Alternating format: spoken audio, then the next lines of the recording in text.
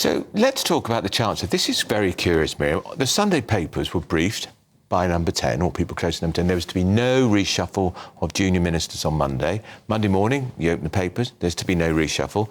Mid-morning, while we were on air, a reshuffle started, and it was significant because the Chief Secretary to the Treasury, the Deputy to the Chancellor, a man called Darren Jones, was moved from the Treasury to Number 10 in a completely new role of Chief Secretary to the Prime Minister.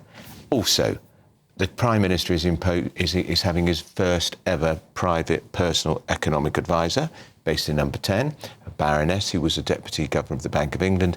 And he's also brought in as his most senior civil servant, Rachel Reeves' most trusted tax and spend civil servant. So what this reshuffle means is the total emasculation of Rachel Reeves. He has thrown her under a political bus. He's looked at the last year and said it didn't work, and all the government's problems. Think the debark over the winter fuel allowance, trying to cut disability benefits, had to abandon it because there was a Labour rebellion, various other problems. He's decided it was all her fault. He's the Prime Minister, isn't he? Doesn't the buck stop at the top? Well, yes, and as you point out in your piece in the Mail today, the precedents for this are very worrying, because when Thatcher did something similar, when Boris tried to do something similar when Sajid Javid was Chancellor, it did not end well for those Chancellors. But what I don't understand is, if Starmer's not happy with Rachel Reeves and her policy team, because let's be honest, it's not her making all the decisions, she's advised by a team of civil servants and political advisors, why is he bringing in people from the Treasury, from the Bank of England, who, in my view, are responsible for the mess that we're in? I spoke to somebody very senior in the Labour Party yesterday, and they said, what? So the admission in Number 10 is that we've got it all wrong in the last year because of all the mistakes made by the Chancellor. So what we do is we bring the Chancellor's deputy, who was implicated in all those decisions, into Number 10 to advise the Prime Minister directly. And the other thing is, this is yet again the Prime Minister. The communications secretary, director, left, so that, and he's brought in somebody from the Blair era. That'll be his fourth communications director in 5 years. And our economic problems go back. I mean, of course, last year has been particularly bad, but the problems that we're in terms of the debt and the overspending, that goes back 20, 30 years, all of which has been overseen by the Treasury, by the Bank of England, by different teams in Number 11. And, the markets are not reacting well. The 30-year gilt yields, which is what people look at to look at how safe the UK is as an investment prospect, are at the highest since 1998 today. They've gone up again, way higher than after Liz Truss's mini-budget that she was obviously very much criticised for. So it's not looking good. Surely they need new people with maybe some private sector experience rather than just... And we've got a budget in November, and now Starmer bringing in all these people into Number 10, you won't be able to blame Rachel Reeves if the next budget goes horribly wrong. It will be his fault. And, of course, a number of people said to me yesterday, it's going on about the message, but the message is dictated by the leader. What is the message? At some point, people are going to wake up to the fact the problems with the government aren't the way it's the advisors, it's the people running the government, and that is Sir Keir Starmer. But it's also the backbenchers, because one thing they could do instead of raising taxes is to cut down some of the massive expenditure that the government makes. But the backbenchers have made it very clear that they're not going to vote for that. They were going to take $4 billion off disability benefits, which is a fraction of the disability benefits bill. And they dropped it because there was a threat of a revolt by Labour MPs. So as much as you can blame Starmer and Reeves, their hands are tied in many ways. Well, should we stick with the Chancellor, Rachel Reeves? Because, as Andrew said, she does look rather doomed after Keir Starmer has hired his new economic team. Yeah, she's under pressure. She's been pressing mountain for as long as we can remember. Hello, I'm Bev Turner. Now, it can feel like the money in our bank accounts at the moment does not keep up with the cost of living. And maybe there's a solution. I'm here today with the CEO of TallyMoney, Cameron Parry. Cameron, what is TallyMoney? Well, Bev, with TallyMoney, you get a current account and a debit card, but instead of pounds, you use milligrams of gold as your everyday money. So why gold? Gold traditionally is a great store of value. It has, on average, gone up at over 11% per annum for the last 25 years against the pound. It's tripled in value in the last decade, and in the last 2 years alone, it's increased by 50% against the pound. Banks' savings products just can't compete with that level of growth. But this isn't just about gold. This is about a currency that you guys have created at TallyMoney? Explain it to me as though I'm an idiot. So, look, people need to be able to hold their earnings and build their savings in a money that retains its value and remains in their legal control and remains theirs to access, away from government control. Great. You had me at not exposed to government control. You should feel safe and happy with your money. You should have peace of mind the more money you see in your bank balance, and that's the type of thing we're trying to deliver, and give people choice in the type of money they get to use every day. Brilliant. Thank you so much, Cameron. Thank you.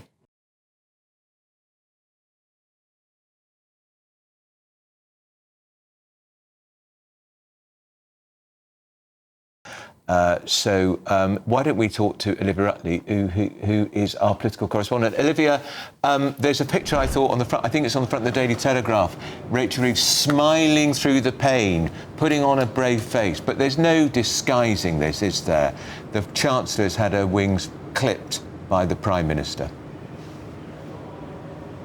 Well, absolutely. I know. I like that picture of her smiling away, but there is no doubt that this is really, really awkward for her. She's been undermined in the most obvious possible way. Her deputy has been brought into Keir Starmer's inner team in a brand new position as Chief Economic Secretary. Well, surely the Prime Minister's Chief Economic Secretary should be the Chancellor of the Exchequer. I think it's a really interesting point you make about what is the point of all this. Keir Starmer is bringing in people who were right around Rachel Reeves to become his closest economic advisors, when presumably why he is trying to freeze out Rachel Reeves is because he blames her for the problems. I think what's going on here is that Keir Starmer thinks that this is all a question of optics. He thinks that Rachel Reeves has been tarnished, this meme of Rachel Thieves that has been going around. She is a deeply, deeply unpopular politician. And what the Prime Minister seems to think is if she is much less visible, if he brings in some other people to make some announcements, to show that he is doing something a little bit different, then things will change. But is that the case? Is it that the optics are bad, or is it actually that the people don't like the policies that this government is coming up with? And if that is indeed the case, then this little switch of team won't make very much of a difference at all.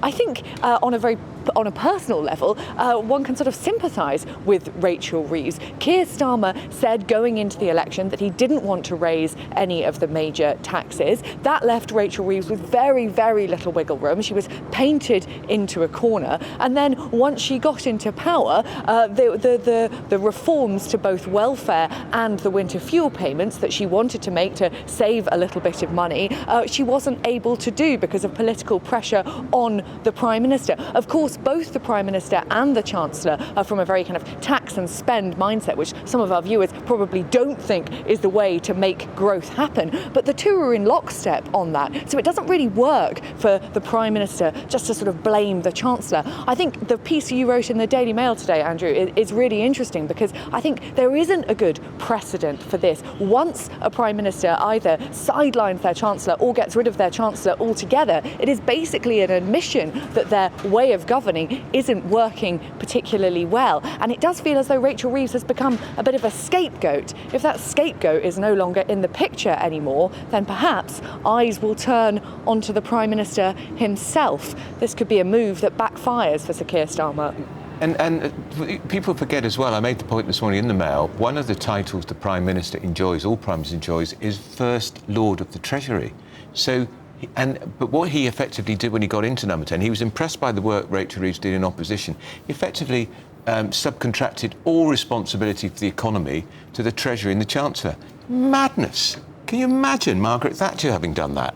I mean, she's the boss, she's the Prime Minister, and Tony Blair made a similar mistake with Gordon Brown, and we know where that ended in the end, in tears. And Thatcher famously brought in a man called Alan Walters as a private advisor. Her Chancellor, Nigel Lawson, who she'd called unassailable, quit within a year. And I predict this is going to end very badly for Rachel Reeves, but ultimately that will hugely damage the authority of the Prime Minister. Well, I think it all comes back to that question of narrative. Keir Starmer needs some sort of narrative about what he wants for Britain. He released a little video on X yesterday about his second phase of government. There's a lot of technocratic language in there and not very much about what his key goals are. And I think that ties into what you were saying there, Andrew. Subcontracting out economic policy, which of course is the bread and butter of government, how people are taxed, how spending is done, how growth is achieved. That is what a Prime Minister should stand for. That is what they are in power for. And yet right at the beginning, perhaps Keir Starmer made a mistake in allowing Rachel Reeves to sort of carve her own path out here. He is paying for that now, and we have seen a lot of precedents of Prime Ministers throwing their chances under the bus. Most recently, in fact, I was thinking of Liz Truss and Kwasi Kwarteng. They were in lockstep, they agreed, they did everything together, and then Liz Truss got rid of Kwarteng in just a week. She was gone herself, not suggesting that Keir Starmer will be gone within the week, but I think once eyes move away from Rachel Reeves, the spotlight will go on to Keir Starmer himself. Absolutely right. Olivia Utley, GB News' political correspondent. Thank you very much, Olivia, in Downing Street there. This whole reshuffle was supposed to show that he's back on the front foot, competent. It was just a shambles. The government seem to do this now, try and centralise power more and more, so cabinet ministers have less and less say over what's going on in their department, which you could say, well, OK, it's the Prime Minister's responsibility. But on the other hand, the Prime Minister then ends up doing absolutely everything not very well. This Prime Minister, frankly, Miriam, spent far too much time overseas. He'll say it's all very important. You've had Ukraine and other sort of issues, but it seems any summit, he's there. You've got foreign secretaries to do that. Perhaps in the past, when your cabinet ministers were bigger beasts, if you like, and more competent and able to run their department, that wouldn't have been such a big deal. Are you suggesting you doesn't think David Lammy is a brilliant ambassador for Britain on the world stage? Because if you are suggesting that, I'd wholeheartedly agree. I think